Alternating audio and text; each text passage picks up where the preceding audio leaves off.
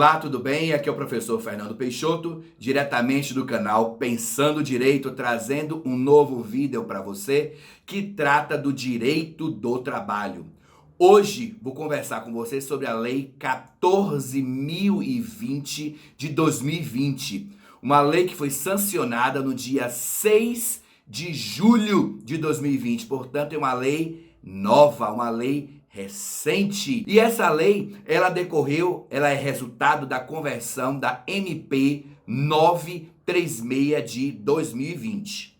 Nesse vídeo eu vou trazer para você vários pontos que eu acho importantes para o nosso conhecimento imediato. Mas como é uma lei muito extensa, não dá para em um único vídeo eu esgotar todos os pontos. Portanto, se você tiver interesse em algum ponto específico, deixa aqui no comentário alguma sugestão, tá? Para que a gente possa fazer um novo vídeo, não só que envolva a Lei 14.020, mas como também outros pontos do direito material e processual do trabalho. A outra coisa, se você ainda não está inscrito no canal, faz a sua inscrição, acione o sininho e fica por dentro de todas as atualizações que nós postamos aqui no canal Pensando Direito. A primeira alteração aqui que eu gostaria de chamar a atenção nesse vídeo é quanto ao prazo. Antes, a ANP previa que a redução proporcional de jornada tinha um prazo máximo de duração de 90 dias, enquanto que a suspensão do contrato de trabalho teria uma duração máxima de 60 dias. A Lei 14.020, ela traz tanto no artigo 7º quanto no artigo 8º a seguinte informação: é possível a prorrogação deste prazo através de ato do Poder Executivo. Então, ou seja, vai caber ao presidente da República, através de decreto, regulamentar esta prorrogação. Hoje, entende-se o seguinte, que esta prorrogação pode ser feita até o dia 31 de dezembro ou enquanto durar a pandemia, o estado de calamidade pública, ok? Mas, por enquanto, precisamos aguardar decreto executivo do presidente da República. Outra alteração importante está no artigo 10, inciso 3º da Lei 14.020, que trata justamente do momento a partir do qual se conta a estabilidade em caso do contrato da gestante que tenha o seu contrato suspenso ou reduzido, né? Só lembrando, sempre que houver redução salarial com redução de jornada ou suspensão do contrato de trabalho, o empregado, ele goza da garantia de emprego equivalente ao tempo que foi reduzido ou suspenso o salário. Por exemplo, se o empregador resolve suspender o contrato por 60 dias, aquele empregado terá direito a 60 dias de garantia de emprego quando terminar esta suspensão. Beleza? E no caso da gestante, que ela goza daquela garantia de emprego por ser gestante, a partir de quando vai se computar esta prorrogação, esta estabilidade que era prevista antes na MP 936 e agora está prevista na Lei 14.020? Bem, aqui está acontecendo algo, né, segundo já alguns doutrinadores, inédito no nosso direito do trabalho. Aqui está havendo a acumulação das garantias de emprego, ou seja, a garantia gestante com a garantia da MP 936 e mantida pela Lei 14.020. Está lá no inciso 3º. No caso da empregada gestante, por período equivalente ao acordado para redução da jornada de trabalho e do salário ou para suspensão temporária do contrato de trabalho, será contado a partir do término do período da garantia estabelecida na linha B, inciso 2, caput do artigo 10 dos atos das disposições constitucionais transitórias. Ou seja, a gestante que tiver o seu contrato suspenso ou reduzido seu salário, o período de garantia será computado depois que esgotar o seu prazo de garantia na condição de gestante. ok? Então essa é uma alteração importante e significativa nos contratos de trabalho da empregada gestante. O artigo 12 da Lei 14.020, ela reduz o teto para a possibilidade de acordo individual ou coletivo em se tratando de empresas com teto superior a 4.800.000. Ou seja, a partir de agora, para estas empresas cuja receita bruta é superior a 4.800.000, o acordo pode ser feito individual ou escrito para aquele empregado com salário igual ou inferior a 2.090, ou seja, inferior ao que era anteriormente estabelecido pela MP 936. Então, houve essa redução quanto ao teto. Outro ponto importante que foi solucionado aqui com a Lei 14.020 está lá no artigo 12, parágrafo 2º, que é a condição do aposentado empregado. Havia essa discussão de que era ou não possível a suspensão e redução do salário do empregado aposentado. Era o empregador quem pagava? Como acontecia essa situação? Portanto, agora, o artigo 12, parágrafo 2º da Lei 14.020, estabelece aqui, esclarece o ponto referente ao empregado aposentado. A partir de agora, o empregado aposentado poderá, sim, ter seu contrato suspenso ou reduzido. Só que com uma questão, com uma diferença. O valor do benefício não será pago pelo governo federal, e sim pelo empregador, como ajuda compensatória. Percebeu aqui a diferença? Antes discutia-se, era o empregador quem pagaria, né? Como é que o Estado iria pagar o benefício, já que esse empregado era aposentado e recebia um benefício previdenciário? Poderia acumular? Antes, não poderia. Agora, como é que acontece? Com o parágrafo 2º, vou ler o parágrafo 2º para você. Para os empregados que se encontrem em gozo de benefício de aposentadoria, a implementação das medidas de redução proporcional de jornada de trabalho e de salário ou suspensão temporária do contrato de trabalho por acordo individual escrito somente será admitido quando, além do enquadramento em algumas das hipóteses da permissão de autorização do acordo individual, houver o pagamento pelo empregador de ajuda compensatória mensal. Portanto, agora aqui elucidaram-se todas as dúvidas. O contrato do empregado aposentado pode ser suspenso? Pode. O contrato de trabalho do empregado aposentado pode ter redução de salário e de jornada? Pode. Portanto, quem pagará?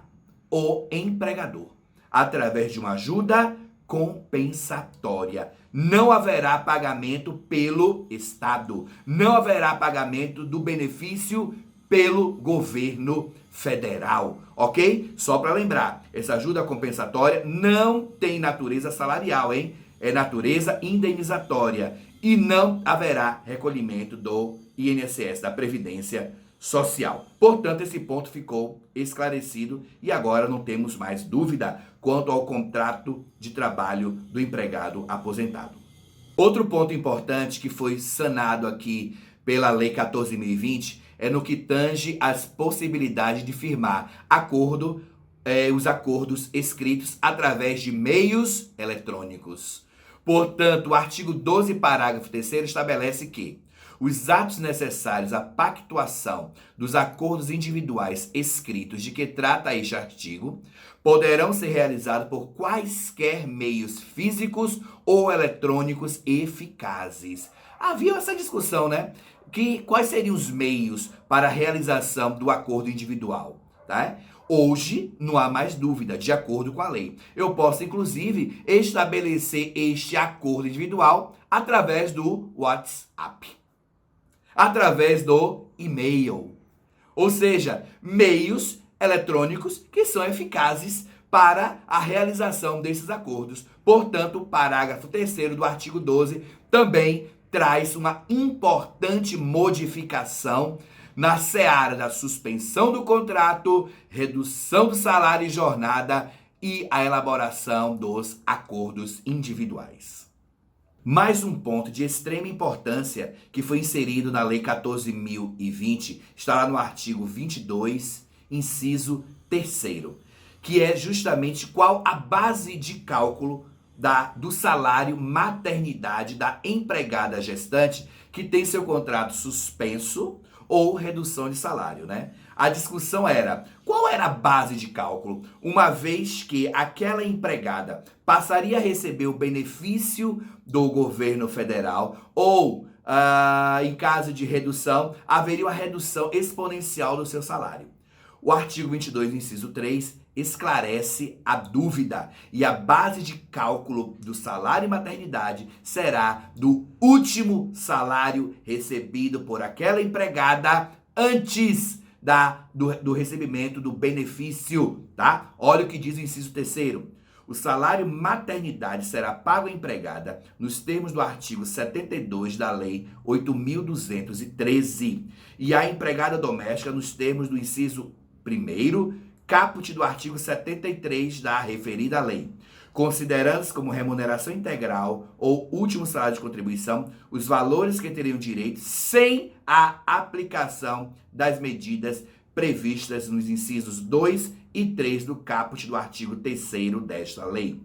Portanto, empregada gestante que tem seu salário reduzido ou seu contrato de trabalho suspenso, o seu salário maternidade será computado de acordo com o seu último salário recebido antes do benefício previsto nessa lei. Portanto, agora está sanada esta dúvida quanto ao salário maternidade da empregada gestante.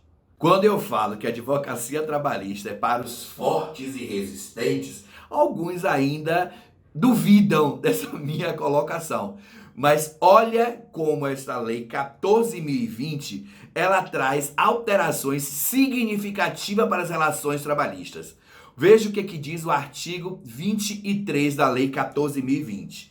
Empregador e empregado podem, em comum acordo, optar pelo cancelamento do aviso prévio em curso. Parágrafo único. Em caso de cancelamento do aviso prévio, nos termos deste artigo, as partes podem, na forma desta lei, adotar as medidas do Programa Emergencial de Manutenção do Emprego e da Renda. Ou seja, imagine que o empregador resolveu colocar o seu empregado para fora, mandou embora o seu empregado.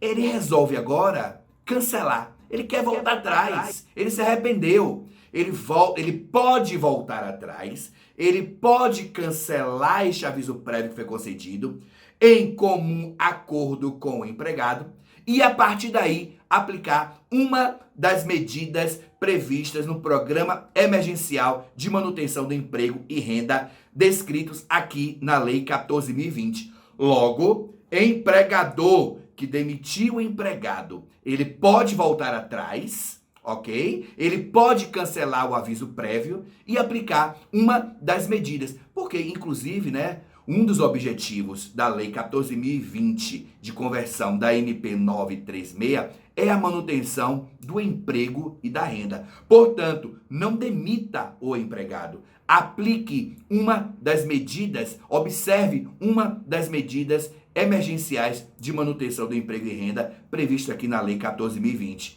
Direito ao trabalho é para quem tem resistência. Todo dia uma alteração. Bem, estes foram alguns pontos que eu achei nesse primeiro momento importantes em compartilhar com você das alterações que tivemos com a Lei 14.020, sancionada no dia 6 de julho de 2020. Existem muitas outras coisas a conversar ainda, mas como eu falei para você, nós vamos fazer novos vídeos pontuais, que vamos tratar de pontos específicos da Lei 14.020, tá? Que foram muitas alterações. Bem, eu só queria esclarecer para você o seguinte, a Lei 14.020, ela foi sancionada com alguns vetos. E dentre estes vetos, um que eu acho que não deveria ter ocorrido, porque era de suma importância para o empregador, principalmente o pequeno empresário, foi o veto da prorrogação da desoneração da folha de pagamento. Ou seja, atualmente, os empregadores, eles ganharam esse benefício, né? Eles conquistaram esse benefício da desoneração da folha até dezembro de 2020. A prorrogação seria até 2021. Portanto, o presidente da República vetou. E, na minha opinião, este veto, ele prejudica diversos setores da economia. Repito, principalmente os pequenos empresários, tá? Mas um detalhe, ele veta a desoneração, mas prorroga a redução de salário e prorroga a suspensão do contrato. Você tira as suas conclusões. O importante aqui é discutirmos as últimas alterações legislativas e foi a que eu passei para você. Se você gostou desse vídeo, compartilhe com seu amigo, com seus amigos. E se você ainda não está inscrito no canal, faz a sua inscrição, aciona o sininho, deixa um comentário aqui no vídeo, sugira novos temas, beleza? Até a próxima, obrigado e um abraço. E vamos estudar Direito do Trabalho, porque todo dia tem uma alteração nova. Fui!